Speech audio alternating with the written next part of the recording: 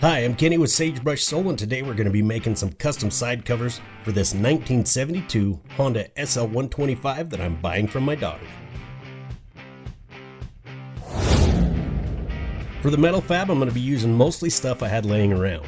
Some old 3/8" bolts, scrap 18 gauge sheet metal, some 3/16 rod, a 3/8 carriage bolt, a 3/8 nut I cut in half, and some washers.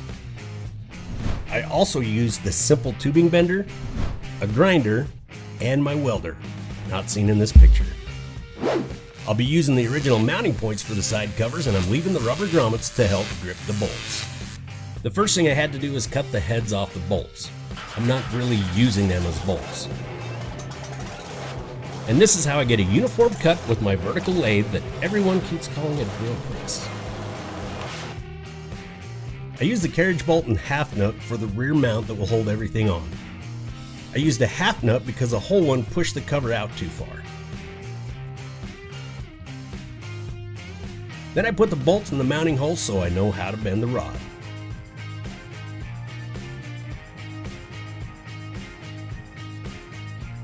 I'm using a 3-foot length of 3/16 rod. I set it in place and marked where my first bend is going to go. These benders can be found at most hardware stores in the plumbing section. It's important to take some time and make sure everything is looking like you want it before making your next bend. It's tough to go back and make adjustments once you've moved on to the next one. The bender only goes a little past 90 degrees. If you need more angle, you can persuade it with a little gentle force once the bend is established. I suggest going a little at a time here because you may distort the bend if you have to try to bend it back.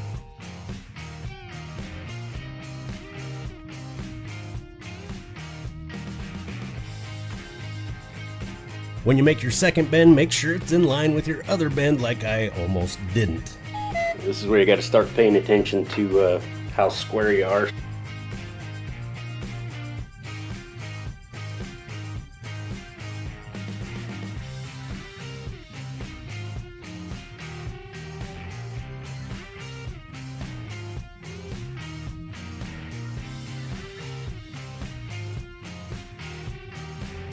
This last bend I had to be real particular because I wanted it to follow the line of the frame. I'd bend it a little, then mock it up, and just repeated that process several times.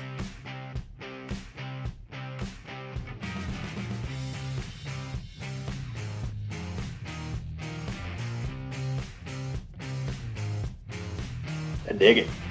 Then I cut off the excess and made some adjustments to the overall alignment.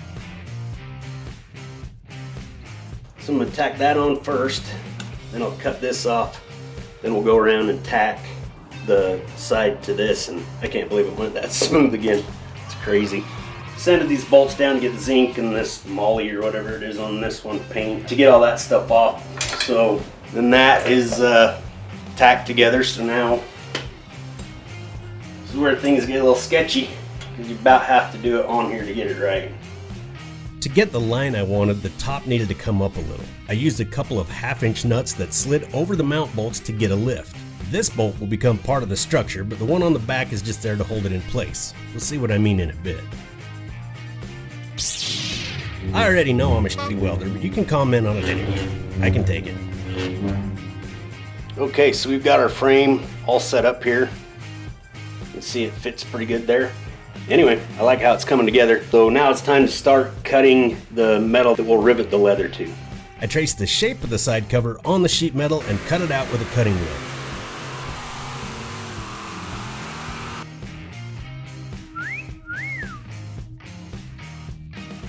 Then I fine-tuned it with a flap disc. You may be asking yourself if this sheet metal is galvanized. Yes, it is, and I did take the appropriate precautions. Then I tacked on the sheet metal. I'm putting the sheet metal on the inside of the frame because it's going to be covered with leather. I want any exposed metal to be the nice rounded corners of the rod and not my shitty welds. With everything tacked in place, I add a few welds a 1/2" long or so around the sheet metal. To make sure I drilled the hole in the right spot for the carriage bolt, I made a tool from a threaded section of bolt and sharpened it into a punch.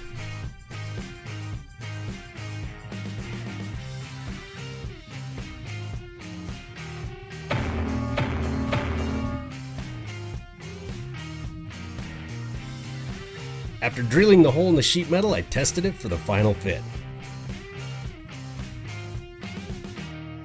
Well, that's the metal part. Let's go do some leather.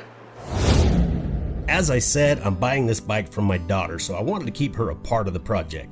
Her favorite flower is the Alaskan fireweed, so I created my pattern with that as my inspiration. I traced my sketch onto 8 to 9 ounce leather roughly cut into the shape of the side cover. Tooling can stretch leather, so when possible, it's good to do your tooling before cutting your final shape. Using a swivel knife, I carved out the pattern.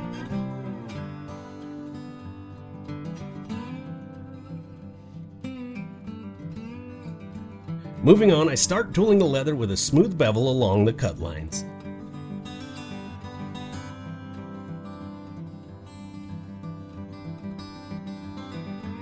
To give the flower some dimension, I use a series of smooth shaders. The Alaskan fireweed is very veiny, so I used a swivel knife and lightly cut the veins freehand.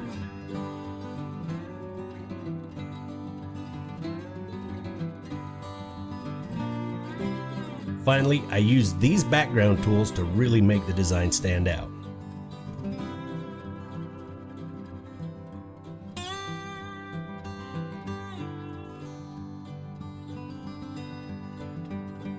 Now this is actually the first cover I made, and yes, it's a little different than the second, but it was pretty much built the same way. Then I lay the frame on the leather to mark the rivet holes. You can't really see it, but I put some rivets in the leather without setting them. This holds everything in place while I cut the final shape. To enhance the design, I brushed on the dye so I could control the shade. This is full strength British tan dye. Using dye is a lot different than paint. You can kind of see how it gets lighter as it penetrates. It'll take 3 coats to get the look I want. For the lighter areas, I use the same dye reduced 2:1 with denatured alcohol and layered on until I get the look I want. With the color and finish done, I attach the knife sheath by sewing and riveted on the pouch. The last thing to do is attach the leather to the metal. I apply barge glue to both surfaces and let it dry until it's tacky. Then I put some scrap wood between the two and use some nails to align the rivet holes before mating them.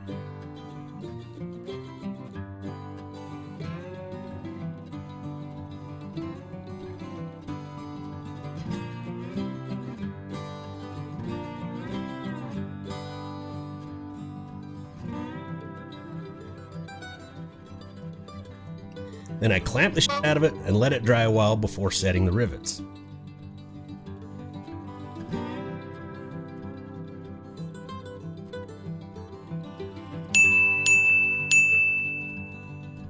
And now it's all done. I'd love to hear your comments about this project, especially what type of tools or utilities to put on the other side. Future projects on this bike include a fork bag and some saddle bags, so hit the bell to know when those videos drop. Thanks for watching. I'm Kenny.